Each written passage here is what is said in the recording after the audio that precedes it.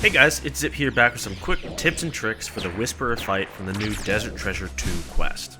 My early thoughts on this boss, it's super underrated. It's a really fun boss fight, although I think it really is the longest of the 4 new bosses.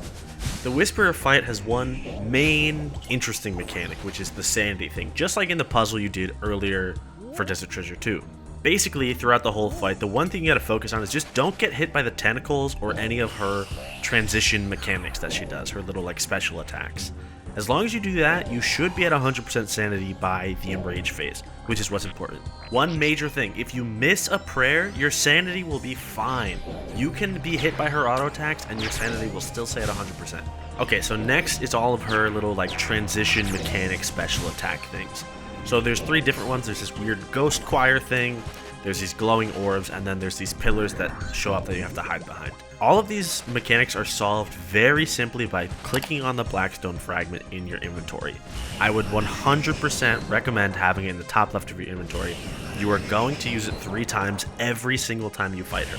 So the ghost one, you just want to kill the 2 yellow ghosts. It helps a little bit to have a blowpipe on for this part so you can hit them real quickly. Also, you can spec them with the blowpipe and you will heal for a lot of health. I don't know if it's a max hit. Now for the orbs one, all you have to do is step on the glowing green orbs. I have noticed that you actually can sort of pretty easily like just memorize where the orbs are. So what you want to do is you want to turn on your blackstone fragment, you want to look and figure out where the orbs are, turn the fragment back off so they're all blue again, step on where the green orbs were, and you'll save yourself a little bit of sanity. And the last one, the pillar one, I think is fairly self-explanatory when you have the blackstone fragment on, but you want to hide behind one that has 1/3 health, and then hide behind one that has 2/3 health, and then hide behind the last one which has full health.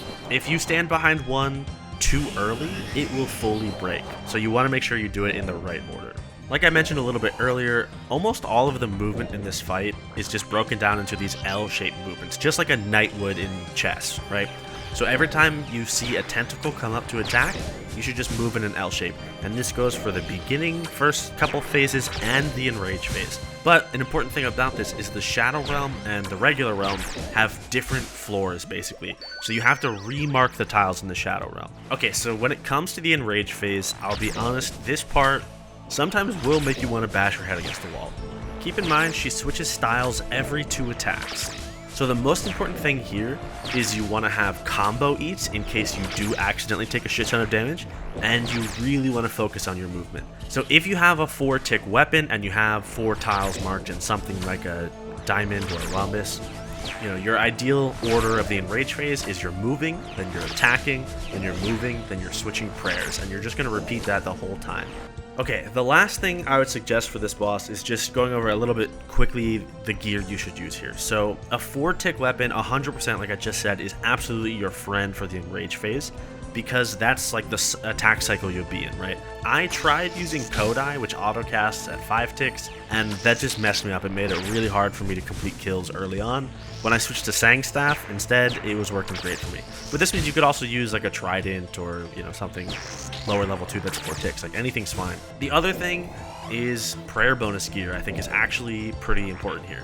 So during the enrage phase, I found myself with 88 prayer. If I have less than 10 prayer bonus, I have to drink a sip of prayer pot in the enrage phase, and that's not something you want to do, right? I have like to have about 20 prayer bonus, so then I definitely don't have to drink a prayer pot during the enrage phase unless something goes like very wrong and it takes a long time. I swapped out Eternal Boots and Seer's Rings for Devout Boots and the Ring of the Gods in my setup, and I didn't really see a significant DPS difference here.